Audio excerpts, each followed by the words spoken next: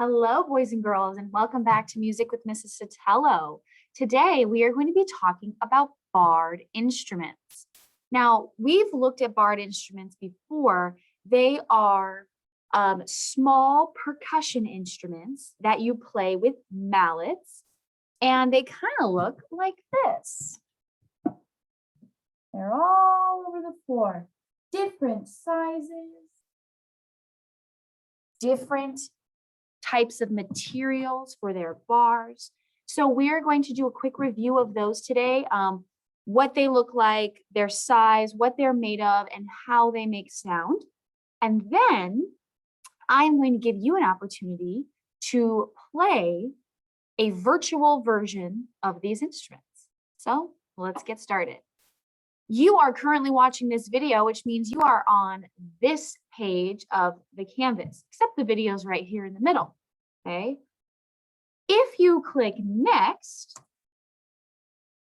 a virtual barred instrument library will pop up, okay? And what's great about this barred instrument library is that you can play any of these instruments. But first, let's explain what they're called and how you play them. So let's take a look at these two right here. These are Glockenspiels. Can you say Glockenspiel? Yeah, Glockenspiel is kind of a silly word, but it's actually German. So it's really just a foreign word that may sound silly to us, but it comes from the country of Germany. Now, Glockenspiels are tiny instruments. I mean, I could probably hold them in both hands like this. The bars on the Glockenspiel, if you look closely, are made of metal. And there are two different types of Glockenspiels. We have the soprano, say it, and the alto. Okay. Normally, when we're talking about soprano and alto, we're talking about the range of the instrument. How high or how low can the instrument sing for us, pretty much? Because when you play an instrument, it's really like the instrument singing to us. Now, if you ever hear the word soprano, that means it's talking about a higher set of pitches. For instance, if I click Soprano Glockenspiel, look, here it is. And if I click on these bars, you will be able to hear the pitch of each bar.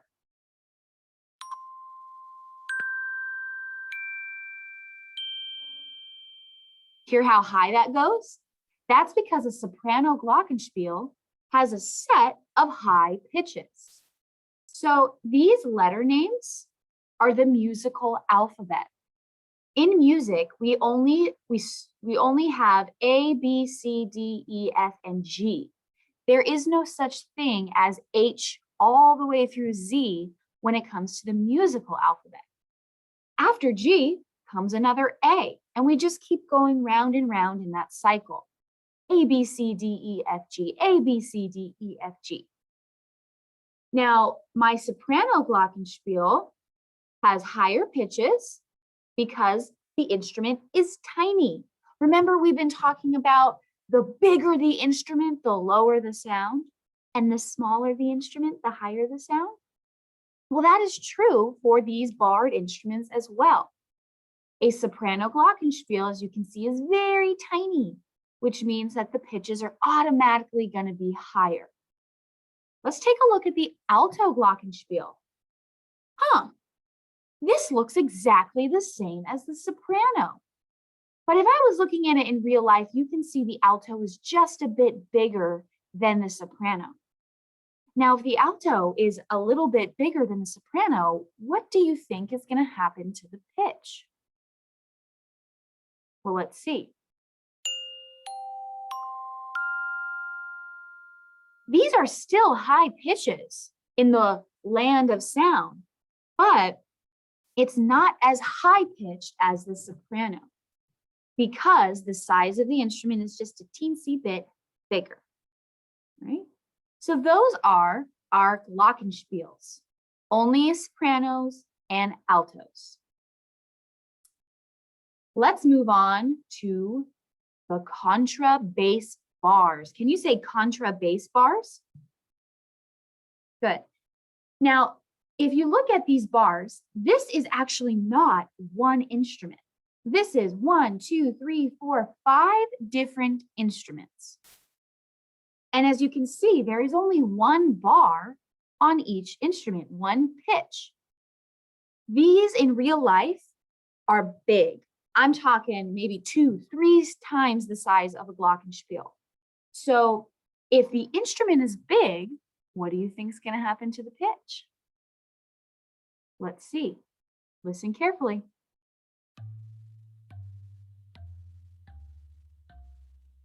Wow, it's almost so low that I can barely hear it.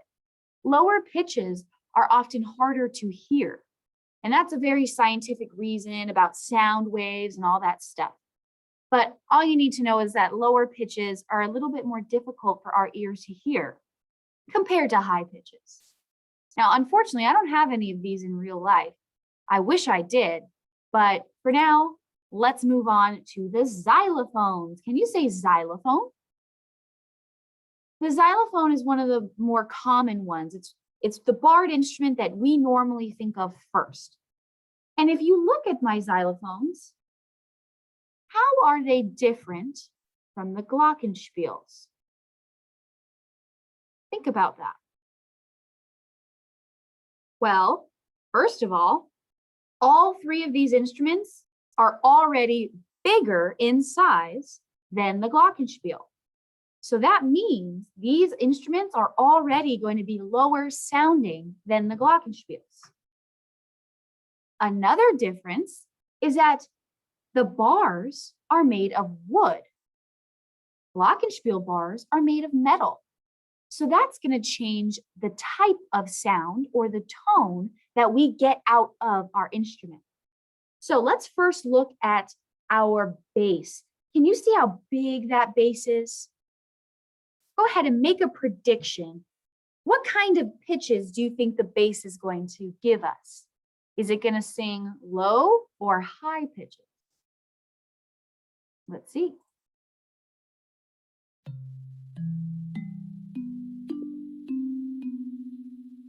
That's some low pitches. And I don't know about you, but the sound of the wooden bars sounds completely different than that really tingy metal sound of the glockenspiel. Let's move to the alto xylophone, which is a medium-sized instrument, one of my favorites.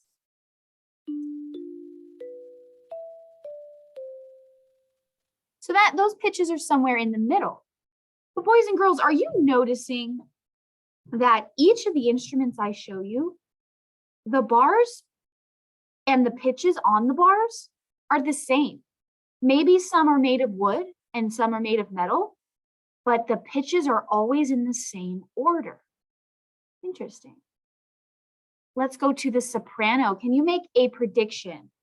If the bass was low pitched, the alto was medium pitched, or like somewhere in the middle, what do you think the soprano pitches are going to sound like? Let's see.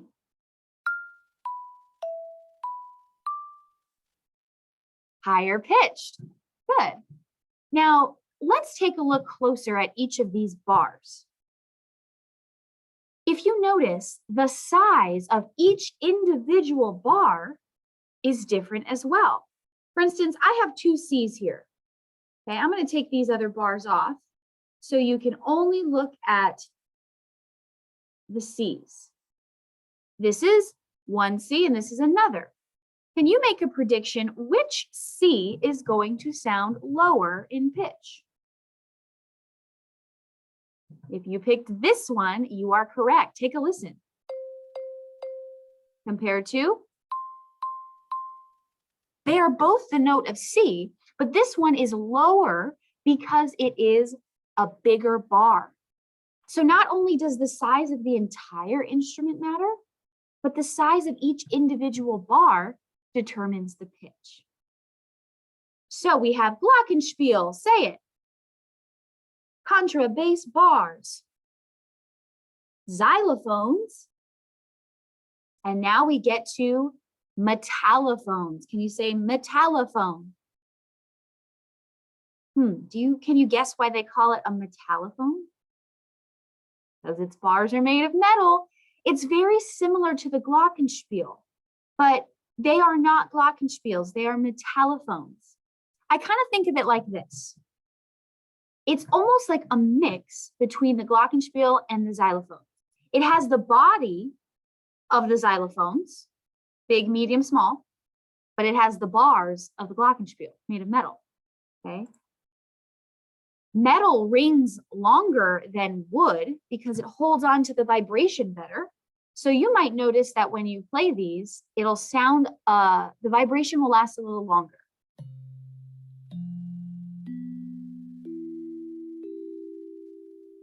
That's the bass, nice and low. Here's the alto.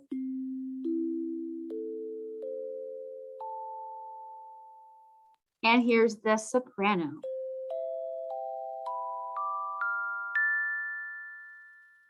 Very cool.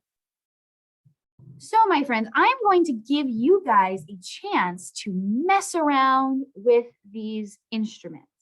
You can take some bars off. For instance, if I'm playing a song where I don't need certain notes, I will take them off. That way I don't accidentally hit the wrong note. You can change some of the pitches to be higher or lower, just a few. And you can go in your toolbox where you can draw, which I don't really use that one too much. You can put solfege on there. We haven't really talked about that yet, so maybe not that one. You can test out the different scales.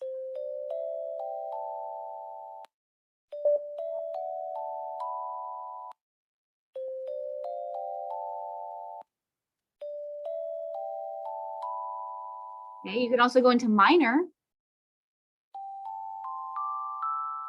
Okay, and you can take the note names off.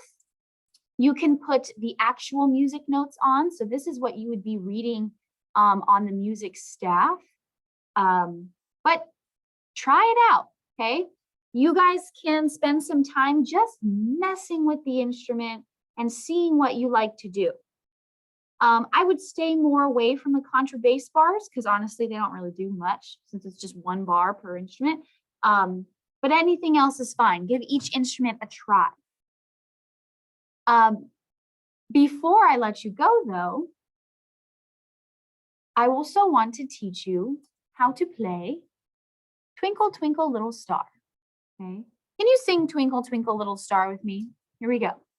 Twinkle, twinkle, little star, how I wonder what you are.